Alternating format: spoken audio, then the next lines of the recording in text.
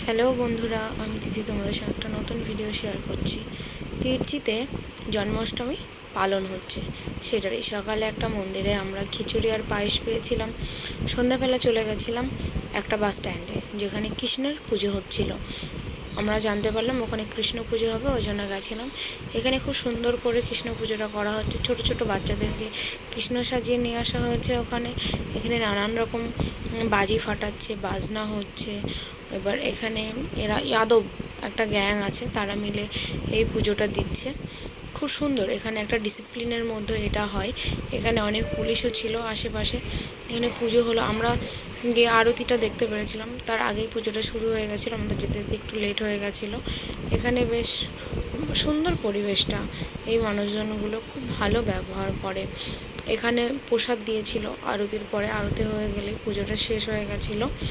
এখানে প্রসাদে অনেক কিছু আইটেম দিয়েছে, সেটা আমি তোমাদের সাথে শেয়ার করেছি। এখানে সব থেকে ভালো লাগে, এরা খুব সুন্দর করে পুজোটা করলো, সেটা দেখতে ভালো লাগলো।